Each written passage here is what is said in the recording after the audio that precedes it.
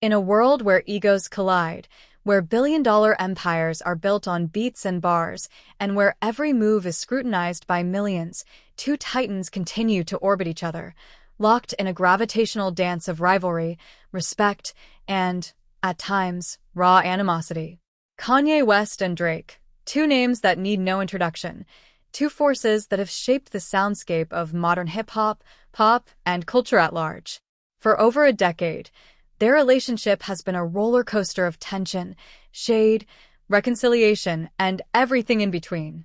But now, the game has changed again.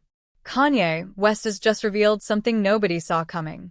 He claims Drake responded to a proposal Kanye made for a new collaboration. Not just any collaboration, but a track called Bully.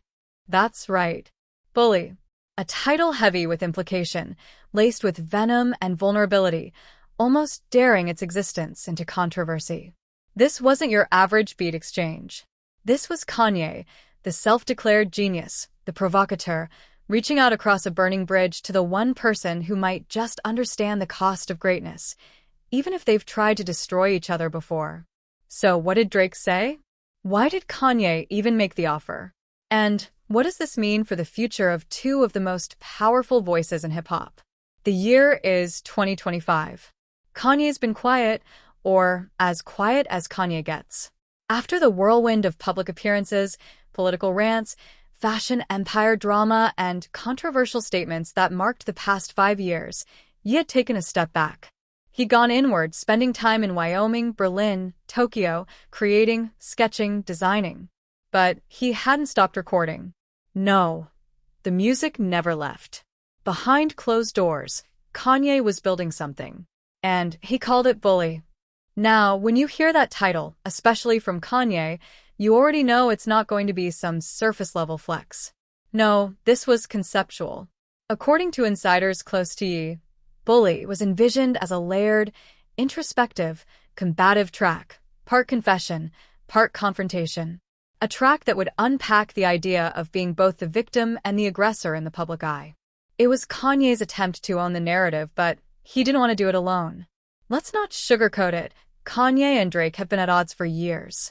From the Pusha T story of Adidon leak that Kanye was allegedly connected to Drake's not-so-subtle jabs in songs like Wants and Needs and Duppy Freestyle, their feud has become one of the most public and complex beefs in modern music. But it's not all hate. There's admiration too, buried beneath the smoke. Kanye once mentored Drake in the early days. Drake once called Kanye the reason he raps the way he does. Their styles are different, but their impact is similar. They are mirrors of each other, broken, cracked, yet still reflecting greatness. So when Kanye reached out, it wasn't a random ask. It was calculated. According to a close producer on the track, Kanye sent Drake a rough version of Bully, stripped-down vocals, a haunting piano line, and a hook that repeated, "Who's the villain when both got scars?" It was eerie, intimate, real. And along with the track, Ye sent a message. Let's finish this. Together. Tell your side. Imagine getting that message. After everything. After the sneak disses, the betrayal rumors, the secret baby leak, the Kim saga, the cryptic IG rants, and the power plays. Drake could have easily ignored it. But he didn't.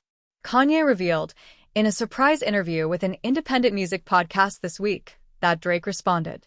And his response? It wasn't a yes, but it wasn't a no either. According to Ye, Drake said, "This ain't a track, this is therapy." Let that sink in. Drake called Bully therapy. Not diss track material. Not a Billboard hit. Not Grammy bait. But therapy. And here's where things get wild. Ye says he was moved by the response. He admitted he thought Drake would ghost him, maybe leak the demo just to clown him, maybe send a petty tweet. But instead, Drake saw the bigger picture. The idea of two men, icons, rivals, legends, putting everything on the table, unfiltered. Ye said, "For the first time in years, I felt like Drake understood me. Not as an artist, but as a human." Now, before you think this means the track is coming, pump the brakes. Kanye made it clear that while Drake's response opened a door, nothing's been recorded yet. But he did say that he and Drake have spoken on the phone twice since. Twice. That's 2 more times than in the last 5 years combined. Kanye described it as minimalist, but heavy. Sparse drums. Emotional chords. No auto-tune. No filters. Just raw verses. One idea Ye floated during the podcast was a back-and-forth structure, like Jay and Kanye on Otis, but darker. Imagine Drake addressing the media, the betrayal, the paranoia of always being second-guessed. Then Ye counters with stories of being misunderstood, cancelled, worshipped, and vilified, often in the same breath. It would be a psychological war set to music. A confessional booth with a beat. And the word bully itself? Ye said it wasn't just about physical power or taunts. It was about how the world becomes a bully. How the culture turns on you the moment you slip. How success itself can bully your soul into becoming something you hate. It's deep. And the fact that Drake didn't laugh it off means he might just see the same patterns in his own story. When word got out about bully, Twitter exploded. Fans are divided. Some want it. Some say it's a trap. Some think Kanye's clout chasing.